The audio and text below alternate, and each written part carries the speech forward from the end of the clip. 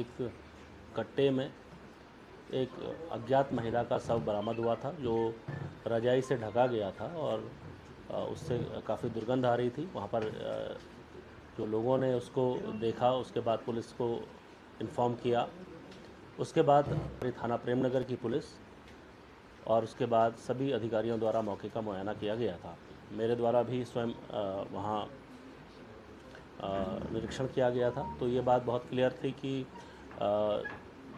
उक्त महिला को हत्या के बाद उस कट्टे में रख के वहाँ रखा गया है। तो क्योंकि उस महिला की शिनाख्त उस समय नहीं हो पाई थी और इसलिए चौकी प्रभारी द्वारा स्वयं इसमें वादी बनकर अभियोग पंजीकृत कराया गया था। धारा 103 में अभियोग पंजीकृत किया गया था, क्योंकि महिला की हत्या और उसके बाद के सिनेरियो में ये एक बहुत चैलेंज के रूप में हमारे सामने रखा गया था। इसलिए सभी टीमें, हमारी करीब 8 टीमें इसमें लगी थी। सबसे महत्वपूर्ण, क्योंकि महिला अज्ञात थी, उसके बारे में कोई भी किसी भी प्रकार का कोई क्लू नहीं था, किसी प्रकार की कोई भी सूचना अंकित नहीं थी गुमशुदगी की।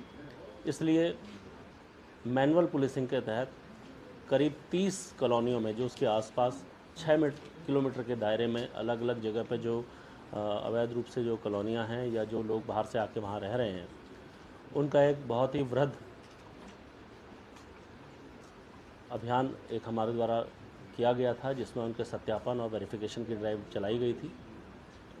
करीब 5000 से ऊपर परिवारों को इसमें चिन्हित किया गया था, जो वहाँ रह रहे थे और जो मलिन बस्ती या बाहर से आके यहाँ पर जो रोजी रोटी के लिए लोग लगे हैं, उनकी एक सत्यापन की कार्रवाई की गई थी। इसमें एक महत्वपूर्ण सफलता हमें 19 तारीख को मिली थी, जिसमें उसी के पास में एक कांस वाली कोठरी करके एक जगह है, जहाँ पर ये ज्ञात हुआ था कि एक व्यक्ति जिसका नाम रंजीत शर्मा है, वो कुछ दिन पूर्व उसके पास एक महिला आके रुकी थी, जो फरवरी माह से उसके साथ रह रही थी और उसको उसने अपनी एक वाइफ के तौर पर बताया था। उसके बाद पुलिस के द्वारा ये भी क्लियर हुआ कि जो उसका ठेकेदार है, उससे जब पूछताछ की गई तो उसने बताया कि उस व्यक्ति द्वारा 8 तारीख को अपनी वाइफ को वापस बिहार में मतलब बिहार जो मोतिहारी की ओर छोड़ने के लेके उससे मोटरसाइकिल मांगी थी और कुछ पैसे मांगे थे। उसके बाद ये व्यक्ति के बाद वो महिला वहाँ नहीं थी, उसकी बच्ची ज़रूर वहाँ उसके पास थी, जो उसकी दूसरी बीवी के साथ उसको रखा गया था।